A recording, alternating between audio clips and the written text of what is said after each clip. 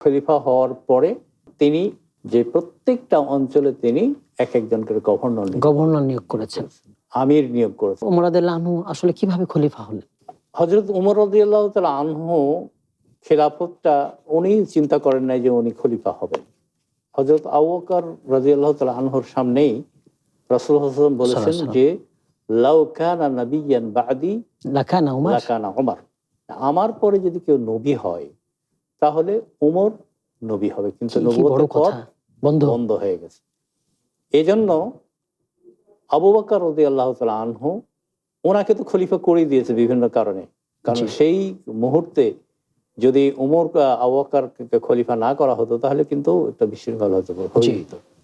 এজন্য হযরত ওমর সাহাবায়ে কেরামদেরকে বললেন যে আমার পরে পরবর্তী খলিফা হবে হযরত ওমর রাদিয়াল্লাহু আবু বকর রাদিয়াল্লাহু আনহু বললেন। আবু বকর বললেন এবং এইভাবে তিনি খলিফা নির্বাচন হন।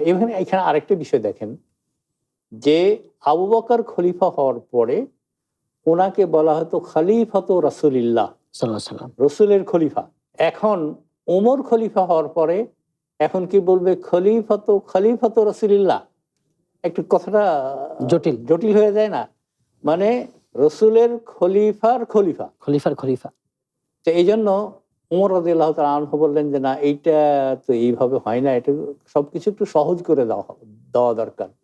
কারণ রাসূলুল্লাহ সাল্লাল্লাহু আলাইহি ওয়াসাল্লাম ইসলামের নীতি হলো ইয়াসসিরু ওয়ালা তুআসসিরু, তোমরা সহজ করে দাও, কঠিন করো না।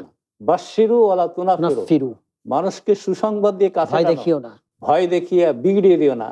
আমরা কিন্তু সমাজে এরকম দেখি যে আমাদের আলিম ওলামাদের মধ্যে এমন ফতোয়া দিয়ে গোলমাল লাগায় দেয় ভাই, মানুষকে ভয় ধরিয়ে দেয়, মানুষের মধ্যে বিভ্রান্তি সৃষ্টি করে দেয়, জটিলতা তৈরি করে দেয়। এই জন্য তিনি বললেন প্রতিদিনের পুষ্টির চাহিদা পূরণে পরিপূর্ণ আস্থায় আরডি UHT মিল্ক, ভালোবাসার বিশুদ্ধতায়। পরে সবাই বললেন যে কি করা যায় করতে করতে তাকে তাহলে আমিরুল মুমিনদের নেতা, এবং এইভাবেই আমিরুল মুমিনিন উপাধি ওনাকে দেওয়া হয়। এইভাবে উনি খলিফা হওয়ার পরে অনেক কিছুকেই সহজ করেছেন যেগুলা আসলে হওয়া দরকার ছিল। মুসলমানদেরকে তিনি শৃঙ্খলায় নিয়ে এসেছেন এবং সহজ কিছু করতে অনেক বিষয় করেছেন। তিনি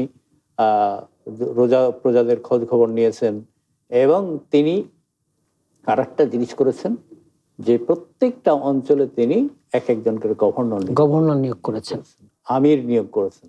সেক্ষেত্রে আমরা আরেকটা জিনিসও পাচ্ছি, সেটা হচ্ছে যে আরডি নিয়ে এলো আসল ফ্রুট পাল্প দিয়ে তৈরি আরডি ফ্রুট ড্রিঙ্কস, লিচু আর অরেঞ্জের দুটি অসাধারণ ফ্লেভার। কাউকে বলে যাওয়া যে আবু বকর রাদিয়াল্লাহু আনহু ওমর রাদিয়াল্লাহু আনহুকে খলিফার কথা বলে গেছেন, নির্ধারণ করে গেছেন, এই পদ্ধতি তো আমরা ইসলামের মধ্যে পাচ্ছি। তাহলে হ্যাঁ, আসলে যদি দেখেন যে বর্তমান কারেন্ট যিনি নেতা, তিনি যদি মনে করেন যে এ সবচেয়ে যোগ্য আমার পরে ইসলামের স্বার্থে, তাহলে তিনি প্রস্তাব করে যেতে পারেন এবং এটা মুসলমান এটা বোর্ড করে যেতে পারে, শূরা বোর্ড করে যেতে পারে, যেটা ওমরের সময় তিনি করেছিলেন।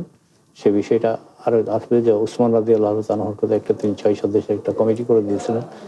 এইভাবে হযরত ওমর রাদিয়াল্লাহু তাআলা আনহু মুসলমানদের নেতৃত্ব নির্বাচন করেছেন এবং তিনি অত্যন্ত সুচারুভাবে মুসলমানদেরকে এভাবে করেছেন।